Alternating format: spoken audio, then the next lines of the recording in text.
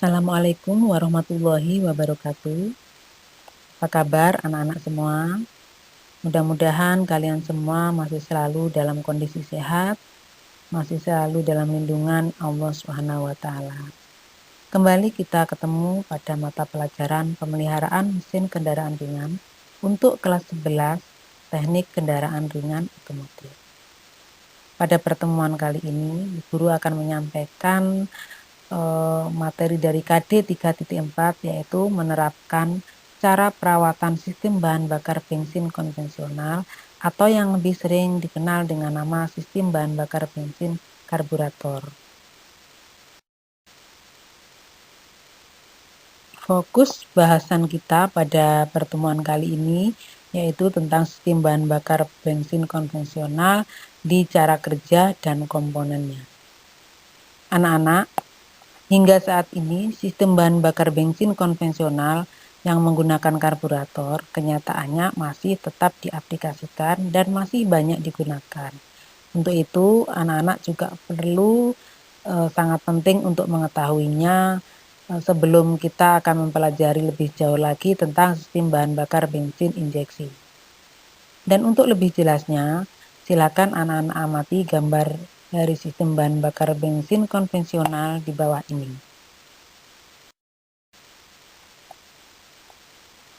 Pada gambar instalasi sistem bahan bakar bensin konvensional ini, anak-anak bisa lihat di situ kelengkapannya ada fuel tank, kemudian ada fuel line, fuel return, fuel emission control, fuel canister, kemudian fuel filter, kemudian fuel pump, dan juga karburator.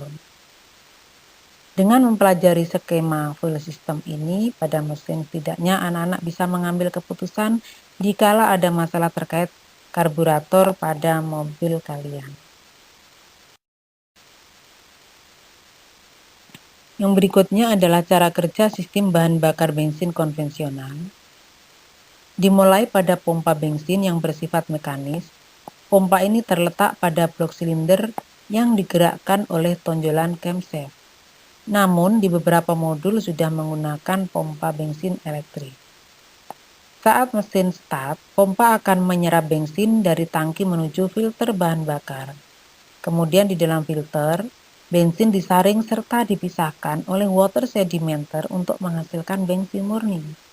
Kemudian bensin murni yang telah disaring ini akan mengalir ke arah karburator, dan di dalam karburator, bensin masuk ke dalam ruang pelampung. Komponen utama dari sistem bahan bakar bensin konvensional ini adalah yang pertama, tangki bensin. Fungsinya adalah untuk menampung bahan bakar yang berupa bensin. Kemudian filter bensin, yaitu fungsinya untuk menyaring air dan kotoran dari aliran bensin. Kemudian pompa bensin, fungsinya untuk menyalurkan bensin dari tangki ke karburator. Berikutnya adalah karburator sendiri yang berfungsi atau fungsinya untuk mencampur sejumlah bensin ke dalam udara saat proses intake. Dan yang berikutnya lagi adalah selang bensin, di mana ini fungsinya adalah sebagai media untuk mobilisasi bensin dari tangki ke karburator. Untuk cara kerja sistem bahan bakar bensin konvensional ini, di dalam karburator terdapat komponen penyusun. Nah, di antara banyak komponen penyusun itu terdapat beberapa komponen inti dari karburator, antara lain yaitu ruang pelampung, kemudian pelampung, main jet, venturi, dan throttle gas. Berikut ini adalah gambar dari prinsip kerja venturi, di mana ketika mesin start, udara mengalir dari filter udara masuk ke ruang karburator melewati venturi. Dan venturi di sini merupakan sebuah saluran dengan diameter yang dipersempit. Sedangkan tujuan penyempatan saluran ini adalah untuk meningkatkan kecepatan aliran udara yang nantinya akan berimbas pada menurunnya tekanan pada venturi. Sementara itu, di sisi lain, bensin sudah memenuhi ruang pelampung yang memiliki saluran bernama main jet ke arah venturi. Sementara tekanan di venturi turun menyebabkan bensin dari ruang pelampung naik menuju saluran main jet dan keluar di dalam venturi. Hal di atas menyebabkan bensin keluar di tengah derasnya aliran udara saat proses hisap, sehingga saat proses intake atau saluran hisap udara sudah bercampur dengan bahan bakar saat masuk ke ruang bakar. Berikut kalian bisa amati yaitu prinsip kerja dari karburator.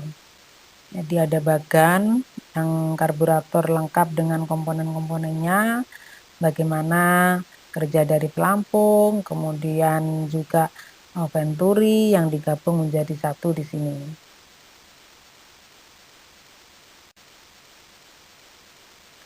Sementara itu, untuk mengatur RPM, mesin menggunakan komponen throttle yang terletak setelah venturi. Cara kerja katup gas itu seperti koin yang menutup saluran udara. Saat posisi katup ini horizontal, maka aliran udara menuju intake seperti tertahan sehingga RPM mesin berkisar 800 RPM.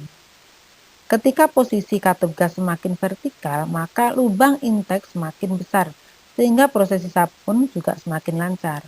Hal ini membuat RPM mesin meningkat, sementara suplai bensin sudah teratur secara otomatis karena semakin lebar katup membuka, semakin kencang pula aliran udara yang melewati saluran karburator.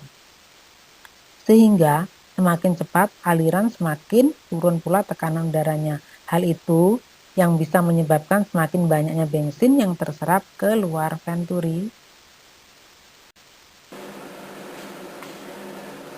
Baik anak-anak, demikian tadi yang bisa Bu Guru sampaikan terkait dengan materi dari kompetensi dasar 3.4 yaitu cara perawatan sistem bahan bakar bensin konvensional. Dan untuk tugas, silahkan anak-anak kerjakan tugasnya yang dari Bu Guru yaitu yang ada pada aplikasi Edmodo. Demikian tadi, terima kasih. Assalamualaikum warahmatullahi wabarakatuh.